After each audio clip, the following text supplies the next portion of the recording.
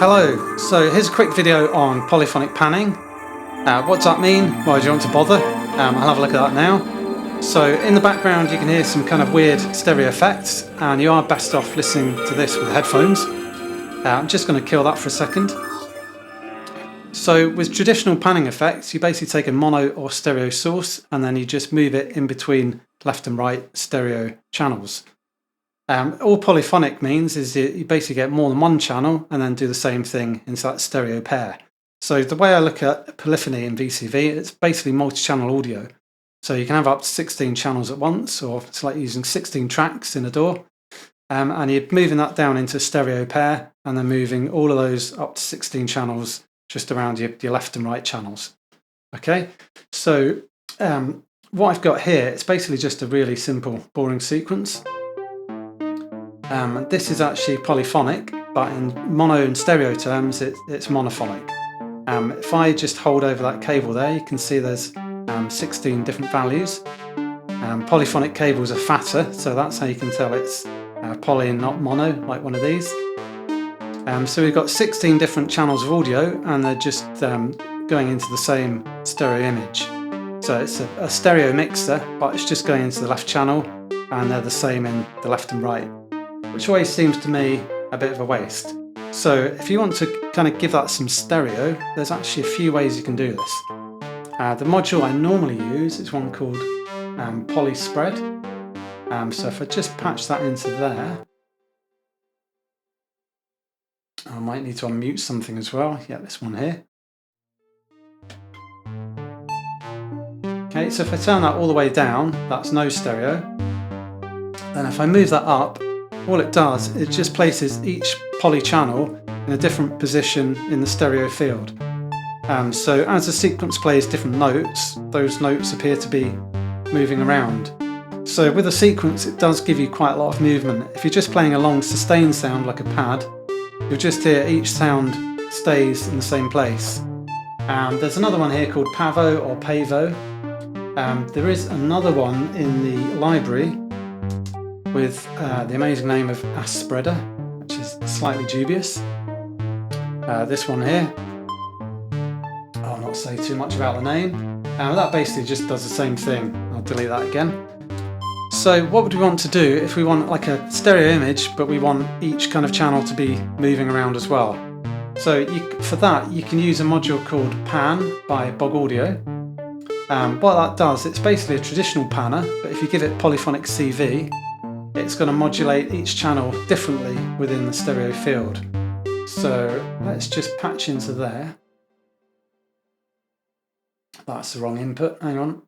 I've got the audio in already, I just need to unmute different channels, sorry. So just unmute that one, mute this one. That's slightly quieter, we'll just turn that up a bit. Okay, so you can use this as a traditional panner. So that's all hard left, and that's hard right. And if you move that around, if you modulate it like this, I don't like that personally. If you're listening on headphones, it's kind of nauseating, slightly uncomfortable to listen to.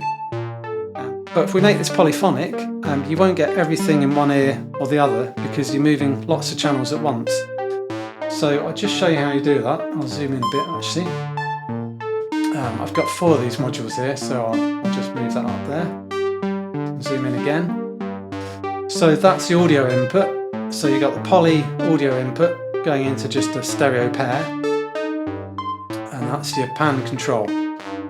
Now there isn't a way to make this move both sides, but what I discovered, if you use an LFO and you make the LFO bipolar, because the voltage is going negative as well as positive, even if you pan it all the way to the right, when you give it a poly input, it's going to move it back to the left as well. So if I just take this LFO and put that in there, you can now hear there's a lot of movement, but you haven't got everything in one speaker or the other. So I think that's quite a nice effect. And what I've done, just using the standard VCV LFO, but I've made it multi-channel by putting a constant voltage into the FM input from a module called Polycon. I do that trick all the time actually, so if you've seen that before, apologies, that's kind of my favourite thing. then I've also mapped the LFO frequency directly with this micro map module here. And what that's allowing me to do is I'm changing all the channels individually, but then I'm also suddenly shifting the whole lot. And that signal is actually coming from an envelope with a Bernoulli gate, so it just means randomly, every kind of occasional number of beats, you'll get a trigger which will move the envelope, and you'll see this LFO speed up, and that just moves everything really quickly.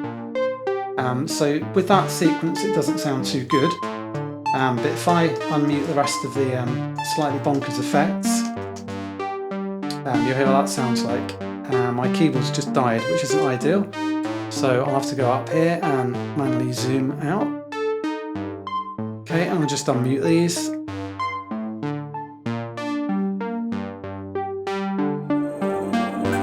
So this is just an absolute shed load of effects. I've got a fixed filter bank, 2 polyphonic delays, and a few other bits. That's probably a separate video actually to look at polyphonic effects, but that's another of my favourite things to do.